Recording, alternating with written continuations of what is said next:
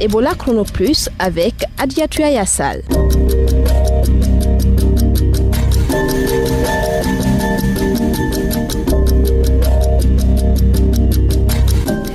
Vous écoutez Ebola Chrono Plus, bienvenue. Plus que 4 jours avant la déclaration de la fin de l'épidémie d'Ebola en Guinée. Au sommaire de cette émission, au pire de l'épidémie, des imams qui ne croyaient pas à la maladie s'étaient opposés à la lutte. Finalement, ils y ont cru. Sidibé Kondé est allé à la rencontre de quelques-uns d'entre eux. Des religieux de Forêt-Karia se disent heureux de la fin prochaine de l'épidémie d'Ebola en Guinée. Vous les entendrez dans cette émission. L'invité du jour, le docteur Lamine Diallo, directeur du Fonds national de la Zakat, il s'est engagé tout au long de l'épidémie à lever la réticence au niveau des religieux. Aujourd'hui, il nous raconte son expérience dans la riposte.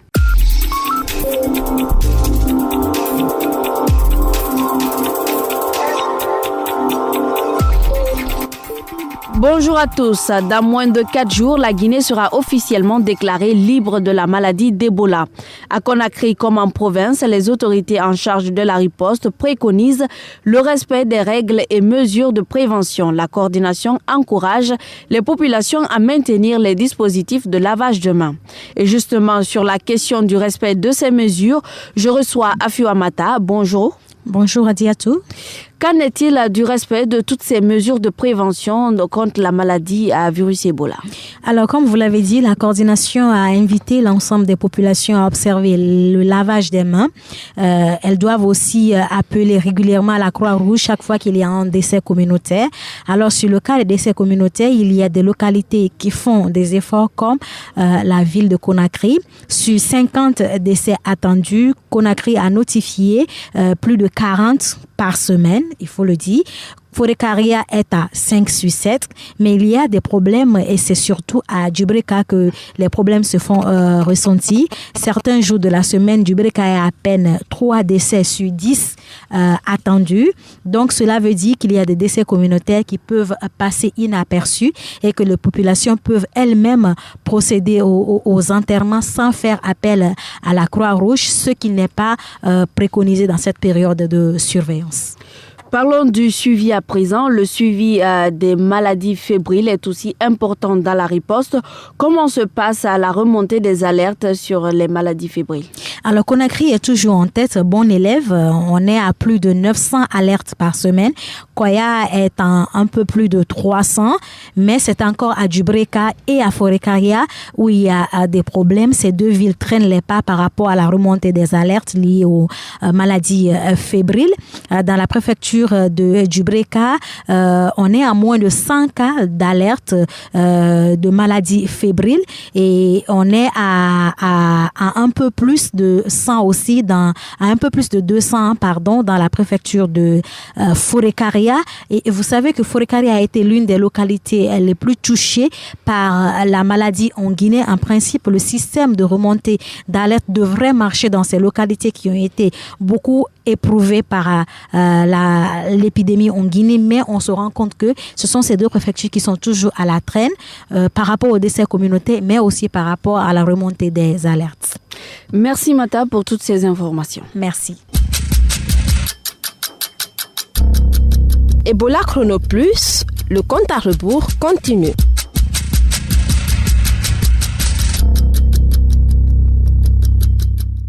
Je vous le disais dans le sommaire, tout au début de l'épidémie d'Ebola en Guinée, des religieux, notamment des imams, ont catégoriquement nié l'existence de la maladie. Cette situation a constitué un frein à la riposte dans les communautés qui suivaient les directives de leurs leaders religieux. Il a fallu du temps pour que ces imams comprennent et adhèrent à la lutte contre Ebola. Sidibé Kondé. Quand j'avais entendu parler d'Ebola en Guinée, je n'avais pas cru. Comme l'imam Ibrahima Kamara, beaucoup de religieux avaient la même conception du virus.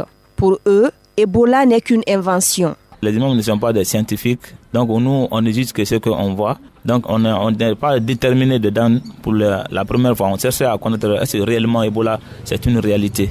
Au quartier Yimbaya Permanence, l'équipe de surveillance de Matoto avait été agressée dans la famille d'un imam. Cet imam s'était opposé au suivi des contacts suite à un décès confirmé d'Ebola dans sa concession. Le docteur Foster Dougo, chef de la surveillance à Matoto. Le jour que l'équipe s'est rendue pour annoncer les résultats, c'est ce jour que l'équipe a été menacée et une de nos sœurs, docteur Cécile, a été frappée par un de ses enfants dans la cour.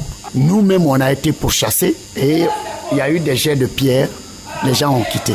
Au début de la crise sanitaire, les enterrements des corps sans examen préalable étaient interdits. Mais certains religieux avaient bravé cette interdiction. Le docteur Fasseli Gawara de la Croix-Rouge. Cette collaboration n'a pas été bonne. De façon globale, les religieux, ils sont toujours sollicités dès qu'il y a un décès. Donc, on les appelle en première position ou bien la famille traite le corps, il l'envoie à la mosquée et puis aussi, voilà, il priait dessus. Donc, ça passait comme ça inaperçu et ça ne permettait pas de limiter l'épidémie.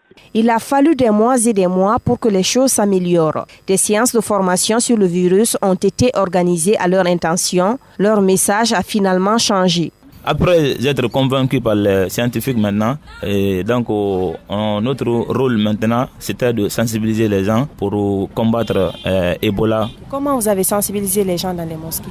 Ok, on a sensibilisé les gens dans les mosquées à travers les sermons des vendredis. On consultait certains autres sermons sur Ebola, quoi. Aujourd'hui, les religieux font des prières pour l'éradication du virus Ebola. Ils refusent de prier sur tout corps sans l'autorisation de la Croix-Rouge. Sidibé Kondé, Ebola Chrono Plus, Conakry.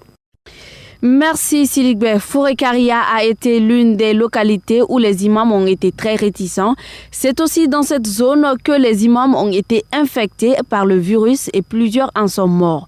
Mohamed Koma est allé rencontrer quelques-uns de ces imams à quelques jours de la fin de l'épidémie en Guinée. Ils se disent heureux que la Guinée soit enfin débarrassée de cette maladie. Écoutez.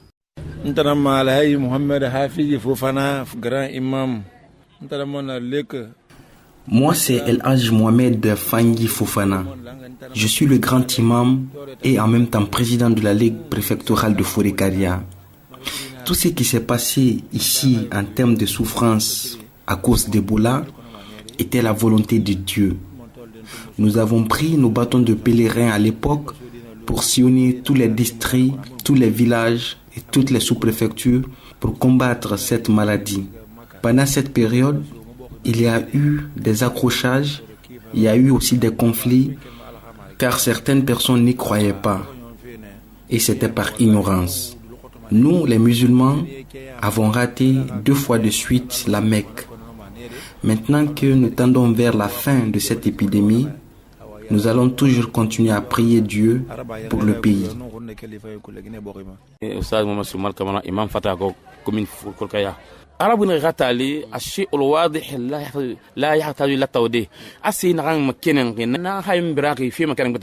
Les Arabes disent dans une de leurs citations que ce qui est vu n'a pas besoin d'être montré. Ici à Fourekaria, nos messages dans les mosquées ont été entendus. Nous avons toujours sensibilisé les gens pour respecter les mesures d'hygiène parce que cette maladie est une maladie de contact. Nous ne nous sommes jamais fatigués de délivrer ces genres de messages dans nos mosquées. À l'heure où je vous parle, personne ne touche à un corps maintenant. C'est la Croix-Rouge qui s'occupe de tout ce qui est hygiène. Mais auparavant, ce n'était pas facile de changer la mentalité des gens. Cela nous a créé beaucoup de problèmes, mais aujourd'hui nous pouvons dire Dieu merci. qu'Allah nous éloigne définitivement de cette maladie et nous apporte le bonheur.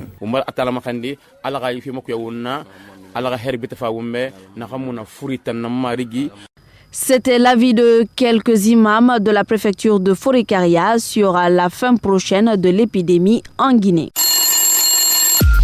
Pour toutes vos questions sur Ebola ou la santé, appelez-nous au 624 19 78 64. Ebola Chrono Plus, l'invité du jour. À côté des leaders religieux réticents, il y a eu des religieux qui se sont impliqués dans la riposte dès le début de l'épidémie. C'est le cas du Dr Mohamed Lamine Diallo, qui est leader religieux et membre de la coordination des ripostes à Ebola. Avec le concours du secrétaire général des affaires religieuses, il a facilité l'intégration des religieux dans la riposte. Il témoigne ici au micro de Korkaba. Le vrai leader religieux ne peut rester indifférent face à un problème de sa communauté. La dimension citoyenne, c'est que nous sommes Guinéens avant tout et que tout ce qui concerne la société guinéenne doit obligatoirement nous concerner en tant que citoyens de ce pays. L'implication des leaders religieux dans la lutte contre Ebola a été déterminante. Comment est-ce que vous êtes parvenu à convaincre ces leaders religieux de participer à la lutte? Dès que l'épidémie est née en Guinée, le secrétariat général des affaires religieuses s'est fait représenter au niveau du comité de crise d'alors, avant même la mise en place de la coordination nationale de lutte contre Ebola. Au secrétariat, ce point focal que j'avais l'honneur d'être, a formé un comité national de lutte au niveau des leaders religieux. Et nous sommes saisis des difficultés qui commençaient à naître, parce qu'il y avait les réticences et il y avait même le déni de l'existence de la maladie. Alors donc ce comité a élaboré un guide qui avait pour spécificité de regrouper un bon nombre de versets coraniques et de traditions du prophète paix et salut sur lui, sur la gestion d'une épidémie. Et quand on s'est mis dans ce travail, c'est comme si Ebola avait existé au temps du prophète, tellement les dispositions prises par l'islam concordaient avec les dispositions prises par la santé publique. Quelles sont ces dispositions? Par exemple, le fait de pratiquer le lavage, vous savez déjà que ça c'est une pratique islamique. Il y a aussi le fait de mettre en quarantaine le malade, c'est-à-dire l'isolement du malade. Il y a la consommation des animaux de brousse qui était incriminée de transmettre, d'être le réservoir de la maladie. Tout ceci était prévu par l'islam. Nous savons qu'au moment où naissait l'islam, il n'y avait pas la Croix-Rouge, il n'y avait pas Ebola. Comment est-ce que l'islam aurait déjà parlé de cela? Lorsque nous parlons de laisser le corps des décédés d'Ebola à la Croix-Rouge, ça veut tout simplement dire que l'islam reconnaît le non-caractère obligatoire de laver le corps d'un décédé d'épidémie. Tenez par exemple, le prophète paix et salut sur lui a dit que tout musulman qui meurt d'une épidémie est un martyr. Et le corps d'un martyr n'a pas besoin d'être lavé. Donc voilà des éléments qui disaient à la communauté des croyants de ne pas s'attacher à ce principe dans ce cas exceptionnel. Donc ça facilitait les choses du coup, parce que les hommes ne doivent plus s'attacher à eux-mêmes laver le corps, puisqu'on leur dit de ne même pas laver. Si on leur dit alors de faire laver ce corps par une tierce personne, qu'elle soit Croix-Rouge ou pas, alors ça veut tout simplement dire que cette possibilité est donnée aux religieux d'accepter ce principe médical. Deuxièmement, lorsqu'on leur dit de prier à distance du défunt, là également c'était facilité parce que l'islam va jusqu'à leur dire que ce n'est pas obligatoire de prier sur ce corps. Donc ça allégeait la discussion entre la Croix-Rouge et les parents qui perdaient les siens. Nous savons aussi qu'au début de l'épidémie, même chez les leaders religieux, il y avait beaucoup de doutes, il y avait beaucoup qui n'arrivaient pas à accepter l'existence de la maladie. Est-ce qu'on peut dire que ce sont ces versets-là qui ont aidé? Ça n'a pas été une exception des religieux, mais certains religieux se sont retrouvés dans cette logique. Dieu merci, non seulement ils n'étaient pas nombreux, mais ils n'ont pas persisté longtemps dans cette position. Ça nous a beaucoup aidé, ça a aidé la Guinée à sortir de cette épidémie. Quel est l'apport que ces leaders religieux ont apporté dans la riposte contre Ebola? Je dirais que les leaders religieux ont eu un apport presque à tous les échelons de la lutte. Ils ne se sont pas contentés seulement de faire des prêches au niveau des mosquées, mais ils ont directement agi à côté des professionnels de la santé. ces leaders religieux se sont mis aux côtés de la vérité pour les aider, pour les intégrer dans la société et les appuyer dans leur activité de tous les jours. C'est pourquoi très souvent les leaders religieux étaient, si vous voulez, impliqués dans les enterrements. Les leaders religieux étaient sollicités pour aller lorsqu'il y avait des réticences par-ci, par-là. Les leaders religieux étaient impliqués même dans l'essai vaccinal. En fait, à tous les échelles, à tous les échelons de la lutte, les leaders religieux se sont retrouvés et je pense bien, vous le convenez avec moi, ont joué vraiment leur rôle de leaders religieux auprès de la population. Vous avez pris souvent des positions assez fermes quand il s'agit, par exemple, du déni de la maladie. Au-delà même de ma modeste personne, tous les leaders religieux les plus reconnus, les plus autorisés, ont donné de la voix et étaient déjà inconditionnels par rapport à leur implication dans la lutte. Il y avait non seulement les textes, mais il y avait aussi les personnes qui véhiculaient ces textes. Ces deux éléments ont été fondamentaux pour que l'ensemble des leaders religieux acceptent le plus tôt possible l'existence de la maladie et se mettent aux côtés de la riposte pour convaincre les autres. Comment vous vous sentiez? Comment vous avez vécu ces moments? J'avoue que personnellement, ces moments ont été très durs pour moi.